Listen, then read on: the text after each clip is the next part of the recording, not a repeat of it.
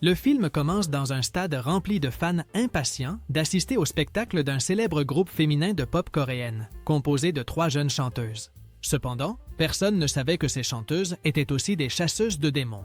Il y a longtemps, les démons représentaient une menace pour l'humanité, car ils volèrent des âmes pour leur maître suprême, appelé Gima. Cependant, 3 héroïnes sont apparues, et, grâce à leur voix, elles ont réussi à enchanter et à détruire tous les démons. Avec le temps, l'énergie des jeunes filles a créé une barrière spirituelle connue sous le nom de Junmon, qui enfermait les démons dans leur lieu d'origine. Depuis lors, à chaque génération, un nouveau trio de chanteuses est choisi pour maintenir la barrière active. De plus, l'objectif est de créer une barrière permanente capable de protéger le monde pour toujours, même s'il n'y a plus de chanteuses. De retour au présent, une femme nommée Selene s'entretient avec les nouvelles élues, Mira, Zoé et Rumi, et leur explique leurs responsabilités. En entendant cela, les 3 jeunes filles acceptent leur destin et s'engagent à protéger le monde et à vaincre les démons. Pendant ce temps, leur agent, nommé Bobby, s'inquiète en les cherchant car le spectacle est sur le point de commencer. Cependant, quelque chose d'étrange se produit car Bobby se rend compte que les jeunes filles sont dans un avion en train de s'éloigner du lieu. Il les appelle rapidement, essayant de comprendre ce qui se passe. Dans l'avion, les jeunes filles étaient tranquilles, en train de manger différents aliments, car elles pensaient que le spectacle aurait lieu plus tard. Soudain, elles reçoivent l'appel de Bobby qui les informe que le spectacle est sur le point de commencer. Curieuses, elles regardent par le hublot de l'avion et se rendent compte qu'elles s'éloignent du lieu du concert. Après avoir réfléchi un instant, les jeunes filles se rendent compte que quelque chose ne va pas et s'irritent. Elles s'approchent alors de l'hôtesse de l'air et affirment qu'elle est un démon. En entendant cela, l'hôtesse de l'air nie l'accusation, mais Mira montre les marques sur son bras, ce qui pousse tout le monde à révéler sa véritable identité. À cet instant, une bataille intense éclate, mais les jeunes filles commencent à vaincre tous leurs ennemis avec facilité. Cependant, soudainement, l'avion commence à se désintégrer. Malgré tout, les jeunes filles s'arrêtent rapidement pour finir de manger le reste de la nourriture et, juste après, elles sautent de l'avion. Après cela, elles atterrissent directement sur la scène et commencent à chanter, impressionnant le public. Grâce à cela, la barrière spirituelle se renforce encore davantage, empêchant les démons d'apparaître. Pendant ce temps, l'un des démons vaincus se rend auprès du maître Gima, qui insulte la créature pour avoir échoué dans sa mission. Furieux, Gima insulte tous les démons présents, affirmant qu'ils sont faibles. À ce moment-là, un nouveau démon nommé Jinoo apparaît, bien habillé et jouant d'un instrument. Ensuite, Jinoo affirme avoir une solution pour éliminer une bonne fois pour toutes les chasseuses, un groupe musical démoniaque. Au début, Gima ne croit pas que cela puisse fonctionner, mais Jinoo lui montre leur version humaine, ce qui pourrait séduire les jeunes filles. Convaincu, Gima décide de lui donner une chance, mais Jinoo fait une demande particulière, qu'on lui efface la mémoire, car se souvenir de son passé lui cause beaucoup de regrets. Pendant ce temps, les jeunes filles discutent avec enthousiasme de la nouvelle chanson qui créera enfin la barrière permanente, empêchant les démons d'entrer à nouveau dans le monde humain. Heureuses de leur succès récent, elles décident de prendre des vacances et de se reposer à la maison pendant 2 semaines. Plus tard, Zoé et Mira profitent de leur temps libre en se relaxant sur le canapé et en mangeant des friandises. Cependant, Rumi a d'autres projets et apparaît vêtue d'une tenue de scène, annonçant qu'elle a publié la nouvelle chanson du groupe. Ainsi, les courtes vacances prennent fin, car elles doivent se préparer pour les promotions. Ensuite, Bobby arrive avec de bonnes nouvelles, disant que la chanson rencontre un grand succès dans le monde entier. Enthousiasmées, les jeunes filles commencent à donner des interviews, tandis que les fans attendent avec impatience les prochaines représentations. Pendant les préparatifs de la nouvelle tournée, Rumi s'inquiète en remarquant que des marques démoniaques apparaissent sur ses bras. Elle essaie rapidement de les cacher avec les costumes du spectacle, mais cela la rend de plus en plus anxieuse. Lors d'une répétition, les jeunes filles s'entraînent à la chorégraphie et aux paroles, mais Rumi n'arrive pas à bien chanter et chante faux à plusieurs reprises. Inquiète, elle demande une pause et court aux toilettes pour essayer de comprendre la cause du problème. En examinant, Rumi se rend compte que les marques sont déjà montées jusqu'à son cou. À cet instant, des souvenirs envahissent son esprit et il est révélé que Rumi est la fille d'un démon et d'une humaine. Toujours dans ses souvenirs, Selene avait déjà expliqué à Rumi que, lorsque la barrière permanente serait activée, tous les démons disparaîtraient, y compris les marques sur son corps. De retour au présent, Zoé et Mira appellent Rumi pour aller ensemble dans une maison de bain. Cependant, Rumi refuse l'invitation, car elle craint de montrer ses marques. Plus tard, Rumi s'assoit pour discuter avec ses amis du problème avec sa voix. Inquiète, Zoé et Mira proposent de reporter la présentation du prochain spectacle, même s'il s'agit de l'événement le plus important de la pop coréenne. Mais Rumi refuse, car c'est précisément ce jour-là qu'ils créeront la barrière permanente. À ce moment-là, Zoé a une idée et emmène Rumi chez un médecin qui leur donne plusieurs toniques pour aider avec sa voix. En sortant du cabinet, les jeunes filles essaient d'éviter les fans, mais elles finissent par assister à quelque chose de surprenant. Elles aperçoivent les membres d'un nouveau groupe de chanteurs appelé Sucha Boys. Ravies, les jeunes filles restent à admirer le groupe jusqu'à ce que Jinwoo, le leader, percute Rumi et la fasse tomber par terre. Rumi tend la main en espérant de l'aide, mais Jinwoo l'ignore, ce qui agace les jeunes filles. Peu après, les jeunes filles s'arrêtent en voyant une prestation des Saya Boys sur la place, avec une chanson entraînante qui séduit rapidement le public. Pendant la représentation, elles remarquent des marques démoniaques apparaître sur les membres du groupe et se rendent compte qu'eux aussi sont des démons. Cependant, à ce moment-là, elles ne pouvaient rien faire car l'endroit était bondé de monde. Après le spectacle, Jinwoo annonce qu'ils participeront à une célèbre émission de télévision et, déterminées, les jeunes filles se préparent à les attaquer et à les vaincre dès qu'elles en auront l'occasion. Plus tard, l'émission de télévision commence et les Saya Boys participent à une compétition où ils boivent un liquide brûlant pour voir qui tiendra le plus longtemps. De leur côté, les jeunes filles se préparaient à attaquer les Saya Boys, mais sont surprises lorsque Jinwoo les présente comme les invités spéciales. Faisant semblant d'être enthousiastes, les jeunes filles gardent leur sang-froid jusqu'à ce que les caméras s'éteignent. À ce moment-là, les membres des Saya Boys profitent de la confusion et commencent à s'enfuir. Rapidement, les jeunes filles se lancent à leur poursuite, mais finissent par les perdre de vue. En remarquant que les Saya Boys sont entrés dans une maison de bain, les jeunes filles les suivent. Cependant, plusieurs démons aquatiques apparaissent, déclenchant une bataille intense à l'intérieur de l'établissement. Pendant le combat, Rumi se sépare de ses amis et poursuit Jinwoo, le coinçant dans un angle. Elle parvient à le maîtriser facilement, mais Jinwoo remarque les marques démoniaques sur les bras de la jeune fille et l'interroge à ce sujet. Ensuite, il surprend Rumi en lui faisant une étreinte inattendue, ce qui la plonge dans ses propres pensées. Mais ses amis avaient besoin d'aide, et Rumi revient rapidement à la réalité, vainquant les démons restants avec les autres membres. Pendant ce temps, Jinwoo quitte les lieux, choqué, car il ne s'attendait pas à ce que Rumi soit elle aussi un démon. Soudain, des voix commencent à résonner dans la tête de Jinwoo, le faisant s'évanouir et tomber directement dans le monde démoniaque. À cet instant, Gima était furieux de découvrir que l'une des chasseuses porte des marques démoniaques, mais il se rend compte qu'il ne peut pas la contrôler. Après cela, Jinwoo se relève et promet de détruire les jeunes filles une bonne fois pour toutes. Peu de temps après, la chanson des Saya Boys devient virale dans le monde entier, augmentant l'influence démoniaque et affaiblissant la barrière permanente.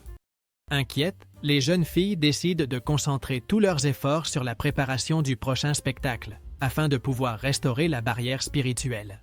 Plus tard, Rumi était dans sa chambre, se sentant triste à cause de ses marques, lorsqu'elle aperçoit soudain une colombe portant un chapeau. En s'approchant, l'animal révèle 2 yeux supplémentaires, laissant Rumi perplexe. Aussitôt, un petit démon en forme de tigre apparaît et lui remet une lettre écrite par Jinwoo lui demandant de le rencontrer. Rumi accepte l'invitation et suit le tigre et la colombe jusqu'à l'endroit indiqué. À son arrivée, elle voit Jinwoo et l'attaque rapidement, mais se rend compte qu'il ne s'agissait que d'un mannequin. Le véritable Jinwoo apparaît peu après, souhaitant parler des marques qu'ils partagent tous les deux. Rumi ne veut rien entendre et tente de l'attaquer à plusieurs reprises, mais il insiste en disant qu'il la comprend, car lui aussi ressent de la honte à cause de ses propres marques. Malgré cela, Rumi ne le croit pas, affirmant que tous les démons sont cruels et n'agissent que par impulsion. Cependant, Jinwoo révèle quelque chose d'inattendu. Il dit que tous les démons sont contrôlés par Gima à travers leurs regrets et leur honte. Jinwoo explique qu'il y a 400 ans, il était pauvre et vivait avec sa mère et sa sœur, traversant de nombreuses difficultés. Désespéré, il a conclu un pacte avec Gima qui lui a donné une voix enchanteresse pour gagner de l'argent. Au début, tout semblait parfait et sa famille a connu des moments heureux. Mais le prix à payer est arrivé et Jinwoo a été consumé par les marques démoniaques, se retrouvant à jamais sous le contrôle de Gima. À cause de cela, sa famille a tout perdu à nouveau et les marques servent à lui rappeler cet échec. Agacé d'entendre cela, Rumi l'insulte en disant qu'elle n'est pas comme lui, mais Jinwoo décide de partir, la laissant seule. Pendant ce temps, à la maison, les jeunes filles essaient de composer une nouvelle chanson pour le prochain spectacle, mais rien ne semble fonctionner et toutes sont frustrées par le manque d'idées. Malgré tout, les jours passent et peu à peu, elles parviennent à créer quelque chose de spécial. Un jour, les jeunes filles participent à une séance de dédicace, mais de façon inattendue, les Saya Boys apparaissent et finissent par s'asseoir à la même table. Profitant de la situation, Rumi et Jinwoo commencent à se disputer discrètement. La jeune fille dit qu'elle déteste ces marques démoniaques et révèle qu'à un moment donné, elle devra dire la vérité à ses amis. À ce moment-là, une jeune fan remet un dessin à Jinwoo, ce qui touche profondément le chanteur. Après la rencontre avec les fans, Jinwoo repart pensif, réfléchissant à ses décisions passées. Après la séance de dédicace, Bobby apparaît et montre aux jeunes filles plusieurs fans qui soutiennent des couples, y compris Jinwoo et Rumi. Plus tard, dans sa chambre, Rumi répète la nouvelle chanson pour le prochain spectacle, mais les paroles la mettent mal à l'aise, car elle parle directement des marques qu'elle porte. C'est pourquoi Rumi raye la partie de la chanson qui la dérange. Soudain, le petit démon tigre apparaît, mais Rumi dit qu'elle ne veut plus revoir Jinwoo car elle se sent très mal à cause de tout ce qui se passe. Peu après, Mira entre dans la chambre et lui demande pourquoi elle a changé les paroles de la chanson. À ce moment-là, les deux se disputent et Mira commence à se méfier du comportement étrange de Rumi ces derniers jours, en particulier de sa proximité avec Jinwoo. Malgré tout, Rumi parvient à la convaincre qu'il n'y a pas de secret entre elles, ce qui la rassure. Plus tard dans la nuit, Rumi retrouve Jinwoo et lui fait une proposition, qu'il aide elle et ses amis à réussir lors du prochain spectacle afin de pouvoir créer la barrière permanente. De cette façon, tous les démons disparaîtront, y compris les marques et les voix dans la tête de Jinwoo, à condition qu'il reste en dehors de la barrière. Un peu hésitant, Jinwoo accepte la proposition et tous deux concluent l'accord. À la veille du spectacle, les jeunes filles répètent intensément, mais Rumi est troublée par les paroles de la chanson, ce qui irrite Zoé, qui en vient à déchirer son carnet de composition. À ce moment-là, Bobby arrive avec des encas pour encourager les jeunes filles, mais en se retournant, elle se rend compte qu'elles ont toutes soudainement disparu. Peu après, un train en ville est attaqué par plusieurs démons et le trio se précipite pour les affronter. Pendant la bataille, Mira remet en question le comportement étrange de Rumi, mais elles sont interrompues par les démons. Malgré leurs efforts, les jeunes filles n'arrivent pas à empêcher que les passagers soient attaqués et emmenés. En entrant pour vérifier, elles se rendent compte que tout le monde a disparu, laissant Zoé et Mira déçues. Agacées de ne pas avoir pu remplir leur devoir, elles s'éloignent de Rumi, convaincues qu'elle cache quelque chose.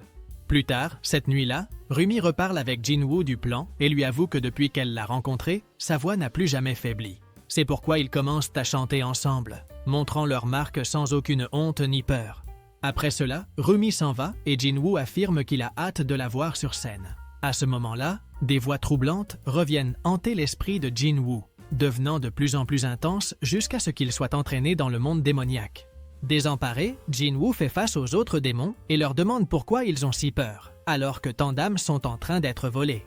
Cependant, le maître suprême insulte Jinwoo, révélant qu'il a menti à Rumi et ne lui a pas dit que, par le passé, il avait échangé sa famille contre le pouvoir et l'argent. De plus, Gyma lui rappelle l'accord qu'ils ont passé. Si Jinwoo bat les jeunes filles, les voix finiront enfin par se taire. Le lendemain, Rumi parle avec Zoé et Mira, essayant d'expliquer son comportement étrange et s'excusant pour tout. Après s'être confiées les unes aux autres, les trois finissent enfin par se réconcilier. Plus tard, ce soir-là, le présentateur annonce le début du grand spectacle, en mettant en avant les deux concurrents les plus attendus, les Saya Boys et les jeunes filles. Au départ, il appelle les Saya Boys sur scène, mais une bagarre inattendue entre les membres change tout, et c'est pourquoi les jeunes filles sont appelées à se présenter en premier. À un certain moment, Rumi se retrouve seule sur scène en train de chanter, tandis que Zoé et Mira remarquent que Bobby est emmené par des démons. Elles courent rapidement pour l'aider, mais se rendent compte trop tard qu'il s'agissait d'un piège pour les distraire. Au même moment, toutes les lumières de la scène s'éteignent et la chanson qui met Rumi mal à l'aise, celle qui parle de ses marques, commence à retentir en fond sonore. Lorsque les lumières reviennent, Zoé et Mira apparaissent sur scène et, soudainement, elles commencent à pousser et à insulter Rumi, la laissant complètement déstabilisée. Ensuite, elles exposent les marques démoniaques de Rumi devant tout le public, ce qui inquiète tout le monde. À cet instant, les vrais Zoé et Mira arrivent sur scène, restant sous le choc en découvrant que Rumi est un démon. Après cela, Rumi essaie d'expliquer la vérité à ses amis, mais elle ne croit pas un seul mot. Affligée, Rumi supplie qu'on l'aide, mais Zoé et Mira décident de remplir leur devoir de chasseuse de démons et, n'ayant pas d'autre choix, Rumi s'enfuit des lieux. Ensuite, elle retrouve Jinwoo et l'interroge sur le marché qu'ils ont conclu, mais il admet l'avoir trahi, tout comme il a trahi sa famille par le passé. Malgré tout, Rumi croit qu'il y a quelque chose de vrai entre eux et essaie de le convaincre qu'elle n'est pas un monstre. Cependant, Jinwoo rejette ses paroles et disparaît, déterminé à accomplir le plan de Gyma. À ce moment-là, Gyma contrôle déjà l'esprit de toute la population coréenne, exposant leurs insécurités les plus profondes, et tout le monde marche vers une tour pour assister au dernier spectacle des Saya Boys. Même Zoé et Mira sont dominées par la magie et se dirigent vers l'endroit. Plus tard, dans la forêt, Rumi retrouve Selene et la supplie de la détruire, car elle pense avoir complètement échoué dans sa mission. Mais Selene ne peut pas le faire, affirmant qu'il y a encore de l'espoir.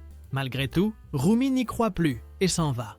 Dans le stade plein à craquer, les membres des Saya Boys apparaissent et commencent à chanter pour le public sous l'emprise de Guima. Soudain, Rumi fait son apparition, déterminé à interrompre le spectacle avec sa propre chanson. En entendant la voix courageuse de Rumi, Zoé et Mira parviennent à se libérer de l'influence de Guima et montent rapidement sur scène pour rejoindre leur ami. Ensuite, les trois commencent à chanter ensemble, affrontant les démons, tandis que peu à peu le public se libère de la magie de Guima. Furieux, Guima lance une puissante rafale d'énergie contre Rumi qui a du mal à résister à l'attaque. À ce moment-là, Jinwoo apparaît et, déterminé à protéger Rumi, s'interpose face à l'attaque. À cause de cela, il finit blessé, mais il donne à Rumi la force nécessaire pour continuer. Pendant ce temps, Zoé et Mira vainquent les membres restants des Saya Boys. Avec les trois jeunes filles chantant à nouveau ensemble, les âmes de toutes les personnes présentes dans le stade s'unissent à elles, créant une force puissante pour affronter Guima. Avec toute leur détermination, les jeunes filles finissent par vaincre le maître suprême des démons, éliminant complètement son influence sur le monde. De plus, tout le monde découvre les véritables pouvoirs des jeunes héroïnes. Dans la scène finale, les jeunes filles décident de faire une pause dans leur carrière, mais elles abandonnent vite cette idée en réalisant que chanter apporte de la joie au monde. Et ainsi, le film se termine. Si cette vidéo t'a plu, n'oublie pas de t'abonner à la chaîne, de mettre un like et profitant pour découvrir d'autres résumés incroyables qui sont disponibles pour toi. Je vous dis au revoir pour l'instant et on se retrouve dans la prochaine vidéo.